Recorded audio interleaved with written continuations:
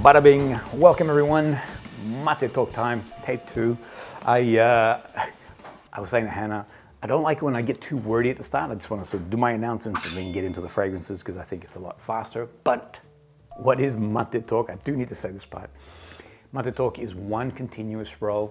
If you don't like this style, you prefer more edited and things like that, check out the NFC channel. I've got a lot of great content there. Have a look at this video. This gentleman does like Maté talk, and I'll tell you more at the end of this. What does this mean? Yeah, this made me very happy when I saw this.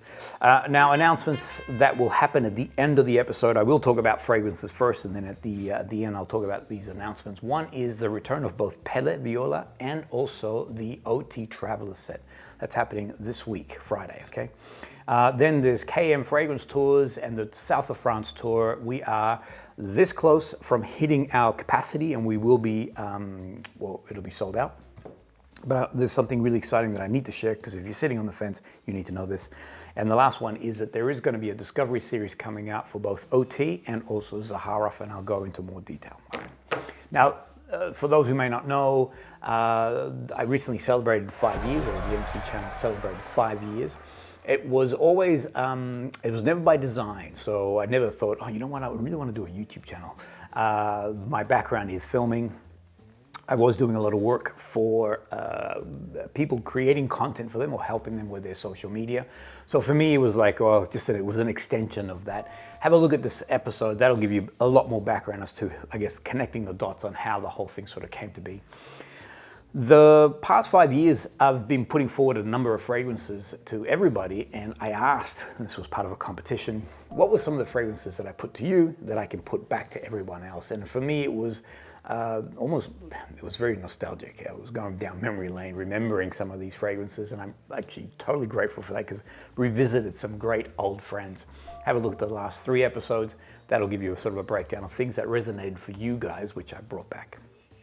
Moving forward, and just so you know, I guess what is it? The mission statement of the NFC channel is I will only focus on niche perfumery. All right, I don't do clones. I won't do dupes. Designers, there's no. It's a no, and that's not because I'm trying to be sort of like. Let me just say, beautiful smell is a beautiful smell. There's no judgment if that's what you enjoy. The reason why I don't want to go down that path is I do love the artistry and creativity that's associated to this field. And so this is what I am doubling down on. Not that designer fragrances are not creative, highly creative. The difference is there, and this is the absolute truth, and that is that these people are working to a budget. And I've heard this being said many times, where they say, right, we need a fragrance that does this and that and the other, but you've only got X amount of dollars to spend. Whereas if you have a look at this particular production, Luca Maté, had a chance to go through with him in his atelier, and he did talk about that he loves when he's working for a client that says, just create something special for me. Let's talk about dollars later, but first I want something beautiful. And I'll go one more. That was Pelle Viola, all right? For those who are not familiar, beautiful floral iris with a leather, and that was exactly where we came in from. But I'll tell you more later. So the fragrances that I want to put forward to you now, or these fragrance houses, are brands that have been really impressed with the work that they're doing. I don't blind buy. So everything that I'm going to present to you, I have tested quite extensively.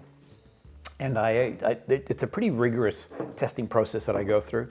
And that's purely for me personally, and also so that I can curate this for the channel. Now I have a classification system which allows everybody who is within this space to know where would they sit, where do these fragrances sit. So if you're brand new from designer and you come across into niche, then I would call you, and I would recommend that you check out the new recruits. So new recruits are those who have come in from designer. Then we have semi-pros, veterans, 5-star generals. We're getting into heavy stuff now. And finally, your ultimate supreme leader. I don't get into weird stuff. And what I mean by that, my good friend Max, who loves weird stuff, once he came to me with a fragrance that he said was swamp water and snake blood. And I'm like, okay, cool. And it smelled like it sounds. I'm like, how in the world are you wearing this? I said, because I know we're good friends with his wife and stuff. And I said, what does your wife think about this? And she said, oh, she hates it. And I'm like, why would you wear it? So for me, perfume is pleasure. And beautiful smells, that's the key. Beautiful smells is pleasure. And so I'm always seeking for something that, yes, it can be artistic, and Orto Parisi can be a bit more robust, but it's still a beautiful smell. In the air, it's gorgeous. And so I don't go for anything too, like weird and wacky. That's not what I do. So what I want to put forward to you guys and moving forward for this month is a number of houses that you're going to see a lot more over the coming year, or the next 12 months. And I just want to give you like a quick highlight. This is the trailer essentially for these houses. Number one, I want to talk about a brand called PERNOIRE, and this is one that I've been researching. I came across these guys last year in February at Exxon's, really liked their collection. I'm also thinking another part, so one is that classification, but the other part is also, do they have a discovery set that people can now join me in on? Because I do love, I try to convey as much information via a video, but at the end of the day, you got to smell it, and all of us perceive things differently. I may say a beautiful incense, and you'll go, it smells like, like a holy sacrament at a Catholic church or something, so, and maybe that's a good thing or a bad thing for you, I don't know. So the idea is that if I can then navigate with you, with the two of us going together as we smell fragrances, and I can then sort of unbox things, I really get excited about that. So this brand here, PERNOIRE, have all these boxes ticked. They have a great collection. Anybody can come into it. Plus they have a discovery series, which I will be doing something deeper into the year. First one that I want to put to you is Anelo. Now this is the one that I fell in love instantly. There's nothing in here, and I'm even going to be as bold as saying that anybody who smells this will fall in love. It's a bold claim, but I'm going to stick to my guns on that. This is a beautiful blend between, and it's in the name, it's a pineapple and a pomelo. Now, pomelo is, it's like a grapefruit. It's sweeter. It's not, sometimes grapefruit can be a bit tangy, a bit sour in its texture or in its taste. Pomelos are really fat, they've got a massive pith, but the sweetness of the inside is like, it is like a grapefruit, but it's a lot sweeter. Whoa, choking, excuse me. Now I haven't sprayed this one yet because I want you to see my yummy expression as I smell it, as I spray it. I also want you to see the sprayer. The sprayer is divine. I've got a fragrance there, so have a look at this. All right, look at this. Look at that spray, beautiful, gorgeous.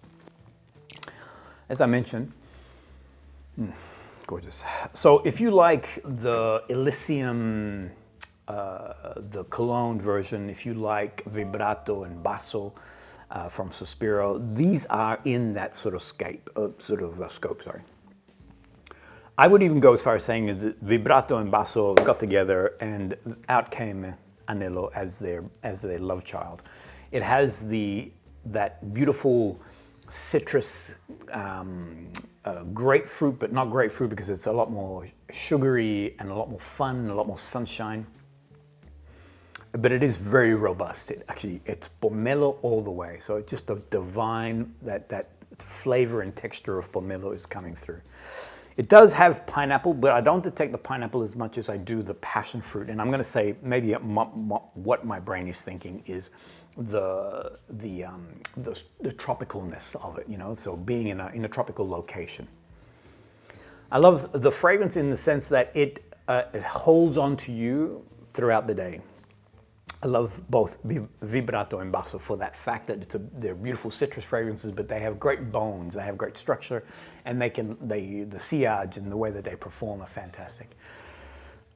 This is one, as I mentioned again, it's one as you smell, you're like, wow. As it diffuses in the air, it's like, wow, I was wearing it the other day. Sandra was nonstop, like, wow, beautiful smell, love your perfume, love the.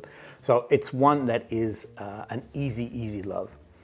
And one, if you're new to PERNOIRE, a great place to begin. The second one that I've actually already got on, I can smell it as I'm waving my arms around, and I have spoken about this too, is called Poka. And again, in the name, popcorn and caramel.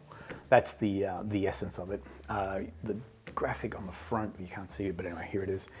Now, I've spoken about it as a gourmand fragrance. If you love the fragrance by a Sorador called Gianni, it's very similar in that opening, but then as it dries down, it does go in a different direction. Gianni does go a little bit more on, I guess, like a dark amber. It becomes not sour, but it does definitely become more amber-like and less vanilla gourmand. Whereas Poka stays in that.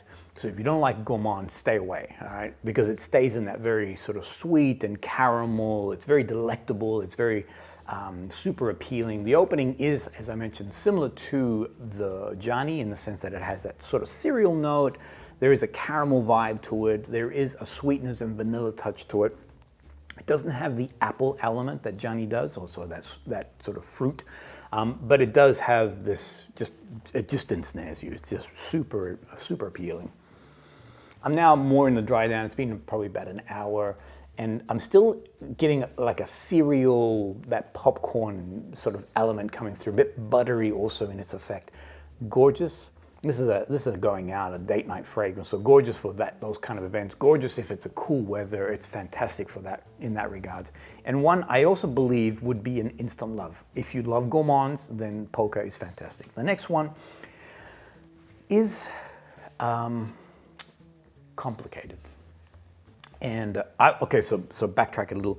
Both Anelo and Poka, if you're a new recruit, semi-pro, then fantastic. You're going to absolutely adore this. The next one is Oudian, and again, playing on the words, it's oud and durian. This, for me, I'm going to say is more like a veteran onwards. You have to love oud for starters, and you have to love the wacky concept that is combining durian and oud together. Have a look at this production that I created. I went into a lot more detail of what is durian if you haven't had a chance to experience. Before starting Maté Talk, I had a look at what are other people saying about this fragrance, and there's a lot of sensationalism. Let me just give you let me cut to the chase. A lot of sensationalism in that people are comparing, look, the bottom line is durian is a very pungent, almost a very garbage smelling kind of fruit. It's a weird sort of texture. The problem is that these individuals, or the ones that, the video that I saw, are comparing it to an ice cream that they had once, or some sort of confectionery, or something that was not the fruit itself, but something that was like it, or was derived some elements from durian, and they put it into this. Stay away from that. I mean, it's like here in Australia, there's a confectionery company called Allen's. They make beautiful lollies, the best in the world, personally. And I will challenge that anywhere. The best in the world. These lollies are incredible. Anyway, they've got one which is a banana. These things here. Now, in no way does this taste like a banana. It has the idea of a banana. I love them because it has a really exaggerated banana flavor to it. But this is not banana. You know, if you taste it in an actual fruit, it does not taste like this. And so this is the scenario. So if you've never had real durian, as in, and not sounding pretentious, but go to Asia, have it when it's in season, and taste the complexity and the texture and the flavor that this thing has, then anything else is not going to be a comparable understanding of what this fruit is. So Oudian, in my opinion, plays more on the actual fruit as opposed to that confectionery exaggerated nature of it. However, and I've got a Discord channel, the NFC Discord, and there's a very active conversation that's always in there. Now, when this episode released, and I did talk about it in more detail, if you like oud and fruit, I did talk about Oudian, and one of the individuals in there, Alueni, and I did seek permission, to say, can I share your comments? Alueni was like, this is disgusting. It's the most repulsive thing. And actually, I'm maybe saying more than what they said, but they basically said, this is like, stay away. It's just disgusting. So this is not one that you would blind buy. I would strongly recommend that you test it out. Interestingly, in the office here, my editor, Hannah, also Sandra, who's very particular with fragrances, and I'll tell you some more shortly, both of them are like, wow, that is just incredible. In the air, it's quite magical. It has a very distinct profile to it. And again, if you love oud and fruit as a combination, it is probably something that you will never experience with all the others, you know, so like the oud maracuja, where you get the gist of the profile. Here, it's something completely different, but veterans onwards. Boom. I'm gonna stop because the sunshine is coming through that window. It was cloudy, now it's deciding to come out. And back. So 3 fragrances from PERNOIRE. They've got, as I mentioned, a vast collection. The first 2, easy loves. So I would recommend you test it out. However, Oudian, I think, is quite unique, quite beautiful. Perfume is pleasure, and for me, that's a very pleasurable fragrance.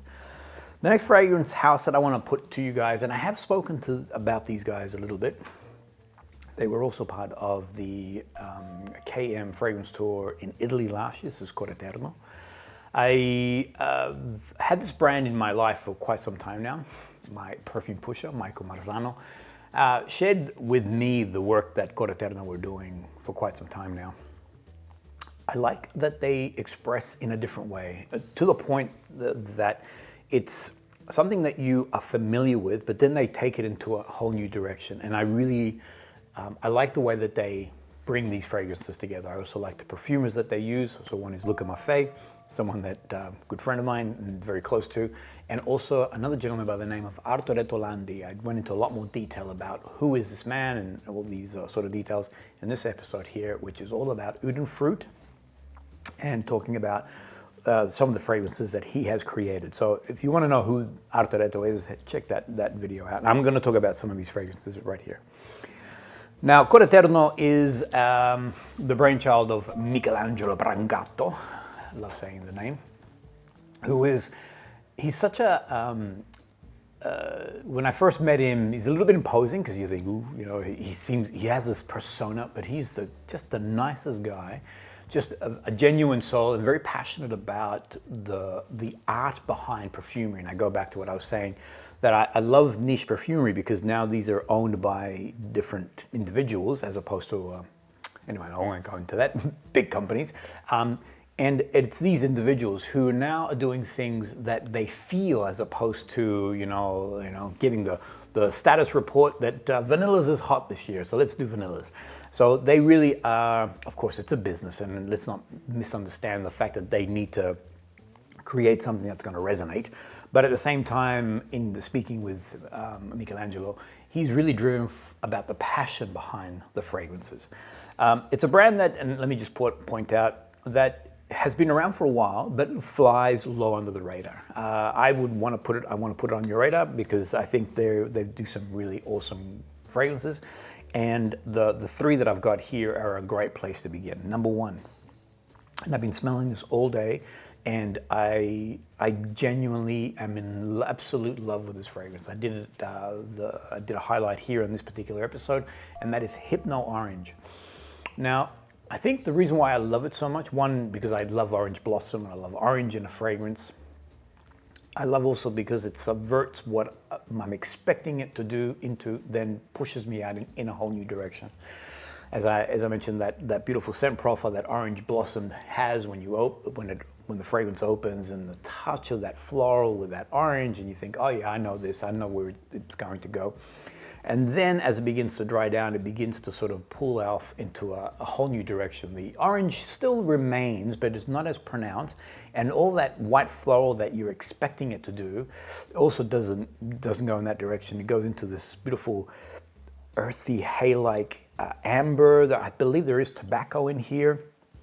So it does have more of the sort of soulful notes that are a pleasure to wear in cooler weather. For me, whenever I smell this, I think of, there's an area in Rome called Trastevere, which is on the other side of the river, and it always takes me to Trastevere. So Sandra and I, we were setting things up ready for the KM tour that happened last year. We were in Rome in February. It was a cool, very cold sort of day. We were rugged up and, jackets on, blah, blah. And we had just finished a meeting with Michelangelo, and we're walking around Trastevere, And I had this. I was wearing Hypnorange, and I can see the place. I can see everything. Sandra's, the conversation we were having, and every time I spray Hypnorange, I'm taken to that location. So there is a pleasant. It's just a soulful fragrance. It's something that just brings peace, to me at least, brings peace into your soul, brings peace into your life. There's a sense of calm, this beautiful bubble of just calm. I don't know, I'm trying to explain it. Again, watch this episode. I did a much better job in explaining what the fragrance is about, other than it does have those orange blossom qualities and that amberness and the tobacco and just that warmth from I think there is benzoin, and so it has a slight vanilla touch. So it's just gorgeous. Just end of story, gorgeous. And Luca Maté is the perfume behind that. So I like Luca. I think he's an awesome storyteller when it comes to perfumes. The next two belong to the genius that is Arturo Talandi and the work that he does. The first one I'm going to put to you is Psychedelicious. Weird name. Discovered this a little while back. Like all of us, we work to a budget. It would be nice to find a wheelbarrow full of cash that we can just spend at will. A wheelbarrow full of cash that always replenishes itself. That's what we want. We won't be happy. That's the truth, because anyway. So Psychedelicious was one that was on my radar for a while. And during the tour that we did in Italy, I was in the boutique and I had my financier with me. I got to tell you a story. Now, my job, think of yin and yang, so I'm one part of the equation. My job is to spend as much as I can, as quickly as I can. Sandra's job, as my financier, is to ensure that that doesn't happen. So we were in the Coreterno. I knew that I was going to buy something. Plus, we had an opportunity to get little extras while spending at the boutique with Michelangelo. And I had this on my radar, and I sprayed this, and I sprayed another one on my arm. Now, I said to Sandra, smell this. She's like, I don't like that. And she did do that, I promise. She's like, oh, no, I don't like that. I'm like, what don't you like about it? She's like, oh, it's too berry. There's too many berries in there. Is it cherry in there? I'm like, there probably is cherry in there. And she's like, I'm smelling some kind of flower, and the flower that I don't like. I'm like, okay, no worries. It's rose, by the way. So we went out, and I knew what she was doing. She's doing her job, which is the financier saying, don't spend any money. And so I get where this was coming from. We went out into the street. We were in Rome, walking around. As I said, I was testing out these two fragrances. And as we're walking, all of a sudden she goes, is that you? Am I smelling you? And I'm like, I'm going to say it is because we're in close proximity to each other. She's like, that's really beautiful. That's really nice. I'm like, okay, what are you smelling? She's like, it's very light and it has this brightness to it. And I thought, okay, it's Psychedelicious. I already knew. I'm like, it's the one that you said it was yuck. She's like, it's not possible. And she gets up close.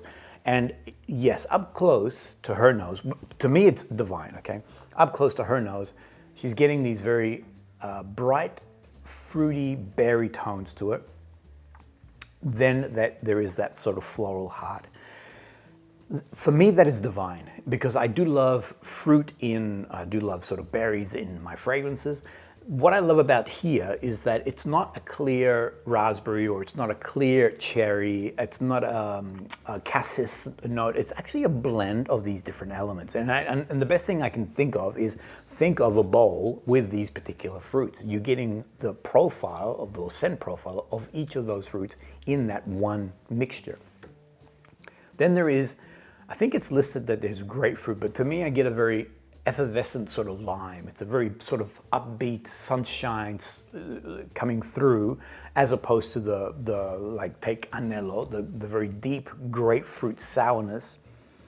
Yeah, so you almost, the scent profile of grapefruit for me is a lot more masculine leaning, whereas here I'm getting a lot more on the lighter. A woman could easily wear this. And then the final part is that rose. Now for me, the rose is hiding in plain sight in Psychedelicious.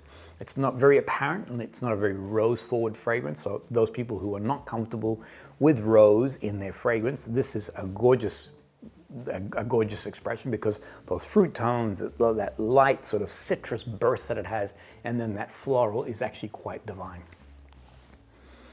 I was wearing it yesterday, true story. Oh, because yeah, I went back and I bought it. Bum, you know. Cassandra's like, no, yuck, yuck. But in the end, I knew that this was going to be a winner. Anyway, I was wearing it yesterday in preparation for today. I walk into the house and she's like, wow, you smell amazing. What are you wearing? And I'm like, the one that you hated, the Psychedelicious. She's like, I can smell. And then again, she got up close. She's like, oh, I don't like that. I'm like, sweetheart, so for her, it's diffusing in the air where it's divine, and you get that beautiful blend of all these different scents. Up close, you are getting those berry tones, that floral element, but to my nose, I absolutely adore it. As a summer, spring fragrance, I think it's gorgeous and one that I would recommend to you. And the last one, and this is Hardkor. In this episode, I did mention that if you like Oud Maracuja, and I made a very big bold claim that this is actually better, and I'll go one more. This actually got released before Oud Maracuja, so if you want to say someone copied somebody, I'm going to say it was copied here. Arturo Delandi blended, and from what I've noticed, this is the first expression that I've seen with that oud and fruit combination, and personally, Hardkor does it the best. I used a word in this episode which is suave. It's a Spanish word. It looks like it's suave, and it's very similar to suave in the sense that, you know, it's very elegant and sophisticated. But suave is also, in Spanish, it also means smooth and delicate and silky, and it could also mean refined and cool, essentially, you know, like something that is, yeah, anyway, this is Hardkor. It's a gorgeous, suavemente fragrance. The oud and fruit blend in together beautifully. There are no jagged edges for me. I find that Oud Maracuja has very jagged edges, whereas here, Hardkor, it's divine. It's really, really outstandingly gorgeous, and one that I'd recommend. This would be more now for a veteran. You got to like oud, otherwise you're not going to enjoy this. If you are brand new to the brand, then I would definitely recommend to you, even this, because I think Hypnorange, it's also funny, I've recommended this brand to some people and they're like, oh, I don't think I like this. So I'm not sure whether this is more like a semi-pro onwards or a veteran onwards, because for me, every time I spray, there's another one called Gaudy Mentha, which I absolutely adore as a summer fragrance. And some people have turned up their nose on it, which when I'm wearing it, the scent profile that it creates is gorgeous. But anyway, if you're new to the brand, these three here I would recommend. And Hardkor, absolutely recommend if you love that fruit and nude combination. My battery's about to die. I'll be back. And back. Now, the one fragrance that I'm smelling as I'm moving around, Hypnorange. And as I smell it, as I get that orange blossom with that sort of beautiful ambery warmth and that tobacco hay-like, just gorgeous, just absolutely gorgeous. Now, that's, so I will be sharing more on those two brands as we move forward. I'll be doing lineups and things of that nature, and just putting that on your radar for you guys to go out and check it out. The other reason why I love all things niche perfumery is also about it's linked to kmfragrancetours. For those who are not familiar with this concept, myself and Kevin, we've created a business back in 2022, I think it is, or 23, and in which we now give everyone a chance to go behind the scenes and experience what it's like to, you know, understand the creators and understand the brands, and also understand how these beautiful core notes in perfumery, you know, how are they extracted and how are they worked in a fragrance. The tour that's happening this year is in September. It's called the South of France Tour. We are focusing on brands, French brands. And the three brands that we're celebrating is Sourdor, which is a gorgeous, very contemporary French brand. So they grab the classic elements of French perfumery, but now give it a modern twist, essentially. If you want to know more, you should check out my Discovery series that I did on that. You can buy that Discovery set and go through that with me. The other brand that we're focusing on is a classic French brand, which is Houbigant, and that's via the Paris family, so Jean-Luc Paris. He will be navigating us through that. Now, I've been in heavy negotiations with both the owners of the brand, Quentin from Sorador and Gianluca from Oudian. Some really good concepts that we're working on then. Once they are fully formed, I will share more. Now, the one that is fully formed is this beautiful brand here, Balshod. This is Christina. She is the owner of the brand, very passionate about all things niche perfumery, and in particular, the raw or the core note that is found in perfumery. In this particular episode here, we went into a lot of detail about understanding how jasmine, for instance, is taken from nature, and then how is that interpreted and put into a fragrance. We are partnering with Robertet, or Christina Balshod is also partnered with Robertet. I can now share more, okay? So let me tell you about the South of France tour and the Balshod day that we're going to be having. So if you watch that episode, you'll get more details into it. But now the other extension of is that we are going to be on the private jasmine farm in the morning. We will be picking jasmine, and to smell jasmine, I know you're just thinking, oh, this is jasmine. I can see it everywhere. But the jasmine here is the jasmine from Grasse. It has a scent profile, and it is something that it is potent and strong. It's very heady. It's very woozy-like. The other day, we were walking in our neighborhood. There's a jasmine plant. I picked it and I smelled it, and I had to really crush it to go, I'm barely getting the scent profile. If you watch this episode here, my comment is I can smell jasmine everywhere, and it's true. It almost seeps into your clothing. It's that potent. So we will be on the jasmine field. We will be picking the actual jasmine in that private farm. We will go back to Robertet and understand how things are extracted. We will be very tactile in the sense that you'll be able to experience these things and how Robertet, what's their expertise in this area. Just to let me go one more. Robertet is a very private firm. It's not something, so there is a place in Grasse which is called Fragonard. And busloads of people come up here and they do their thing, and it's very tourist geared. It's a good experience, but it is very tourist geared. Here, this is private, and you won't be able to just walk on their door, knock on their door, and say, "Yo, do you mind if we do a little bit of a tour?" So this is a very special experience that we've organized for the tour. Now, the last part, It's now confirmed that afterwards we will have a luncheon together in a villa in Grasse. The lunch is going to be themed to a lot of the fragrances that are within the Balshod collection. There will be a masterclass, and I won't talk about it today, but I will talk about it next week.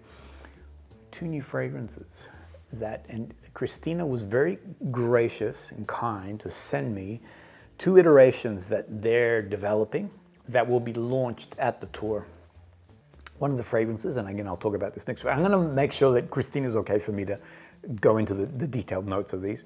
But one of the fragrances, they're actually doing a dessert that will be a combination of what the scent profile here is. And when you smell this, let me just say, for me, it's the stuff that I really love. The scent profile here, I'll share more. I'll get permission first, and then I'll share more. But the end of this experience, so one, being in the Grasse field, in the fields of Grasse, picking jasmine, then going back to Robertet and experiencing and understanding how things are extracted from a real, in a real tactile way, and then the lunch with this new expression, and it's going to be quite a beautiful way to finish the tour, basically. There are more things that are going to be added to that, but we do want to keep some things as a surprise, and Kevin and I like to sort of share as much info, but then there's other little things that we'd like to sort of share in the moment. The tour is nearly booked out. All right, so just to give you a heads up, it was very successful in the sense that people caught the vision of what we're trying to do here. This is now like our 6th or 7th tour, so we're quite experienced. If you've got any questions regarding your dietary requirements or anything of that nature, please let me know. We can assist in all those areas. But the tour, we're coming very close to having to close it down. Not close it down, sorry, having to close it off because we're going to hit our quota. So if you're interested, send me an email. Otherwise, jump on and you can reserve a spot for the tour that's happening in September. Boom. Okay. The next thing I want to share more is, as I mentioned about behind me, the return of Pelle Viola and also the OT Traveler set. Super excited to have this baby back. I've had a lot of people ask me about wanting to experience Pelle Viola and everything else. So this is coming back. 5th of March is when this will go live, which is basically this Friday, actually. Now, if you want to be the first, because dates all around the world or time, sorry, around the world is different, just join the wait list. So if you put your email against that wait list, you'll get an email once that goes live, and you can then access that instantly. Please know that we now, whatever stock we have left of Pelle Viola is it. All right, so that's the 500 that we created for this year's harvest, or 2025 harvest, sorry, last year's harvest. Once they're gone, they're gone. Every bottle is numbered. So yeah, so once that's done, it's done. And let me just give you a heads up. We have limited stock left of this because we also allocated 500 units of the stick for the Pelle Viola stick. There is something that we're working on behind the scenes. So this as an item will continue to exist, but if you want to have the 3 fragrances, which is Dolce Milano, Pelle Viola, and Aroma 271, that we have limited stock left of that, okay? So give you a heads up. Again, join the wait list, and that way you don't have to be stressed out. Okay, the last 2 things. Number 1 is actually, so that I get the timing right, I'm gonna drink a mate while you guys watch this. Bing, bing, boom, boom. Oh, I hate when I do the code bad. All right, sorry. Here it is, and 1, 2, 3, boom. If you come to Australia, you have to come to Sydney. You start here. Town Hall is there.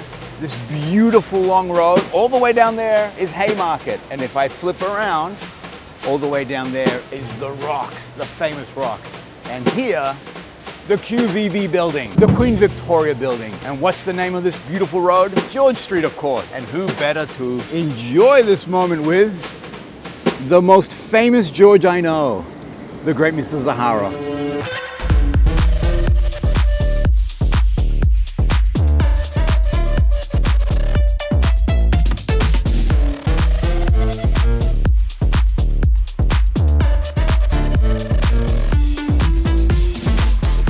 Sydney many times? This is my 18th. Okay, so you know it really well. Long story here is that we filmed this in November last year, and for those who have been following the channel, Grace was one of my editors. She has left, which, you know, I mean, I didn't want to sort of cry too much. What I mean by that is that Grace her contribution was awesome. She created some beautiful productions within NFC, and Hannah's editing this. Hannah also creates some amazing productions, so if Hannah were to leave, double whammy. I hope she doesn't. But anyway, so Grace was in a transitioning period, and so this production was meant to have finished in November, but then she has gone to a new career path, and it's stalled. But we're coming close to finishing this. This will go out, I believe, next week. So next Sunday, that episode will come out. And then following that episode, because I wanted the things to sort of match up together, following that episode, the following week will be the Zaharoff Passport. We actually announced it in this particular episode that the passport was coming out. Now, for those who may not be familiar with what this is about, so George and I partnered up together. This is the NFC Zaharoff Passport. The 5 fragrances in here are all ones that I selected. George gave me open access to his collection, and I selected these 5 as ones that I really love them. And secondly, something that if you're new to the house of Zaharoff, this is a great place. This is a beautifully curated way to explore the house and discover what they do. The Discovery, sorry, my brain went. The Discovery series will happen on the bing, bing, boom, this date here. So if you want to follow me on that Discovery series, that I recommend, get the Zaharoff Passport. One thing that I do want to point out, this is a really well put together expression. So George has gone to a lot of trouble to make something quite unique and special, which I'm very grateful for. This is a travel size, and you can now take this out, put another fragrance in, and then carry this around. So it's a great way to discover the house. And secondly, it's a beautiful expression so that you can take fragrance with you. As I said before, perfume is pleasure, and it's about expressing that joy in the world. The next thing that I'll do is also, as I said, the Discovery series on OT. And that episode will happen at the end of the month. Pelle Viola, sorry, it's coming live this week or this Friday. So if you want to follow me and discover more about the brand, the episodes that we released were more about, guess what, look what we're doing. Whereas this time around, I want to really sort of go into what we were trying to create, so what was created with Luca, and some more backstories and some things that are new to the brand that you may not, or not new to the brand, new to how we created the brand and brought that together. So that'll be in that Discovery series. I feel like I ended that very crazily. That's it. Thank you, everyone. I'm hoping that you guys enjoyed that. The upcoming, for the next 3 weeks, Maté Talk will be dedicated purely to brands that I'm going to put a lot more effort in this year to show you guys. I've been testing, as I said. I've been quietly collecting in the background and sort of making sure that I've got the right sort of rhythm so that I can share with you guys. If you have any questions for me, please let me know. If you've got any recommendations, please put them out to me. I'll be sharing more next week about Exxons and the intention for June and what the plans are for this year. But other than that, thanks for your company. Oh, last thing, sorry. This video here. So this again goes back to this craziness that is Maté Talk. I got this video, I was connected to this video, and I'm thinking, what's this about? This gentleman here who's filming. This is the crew in the background.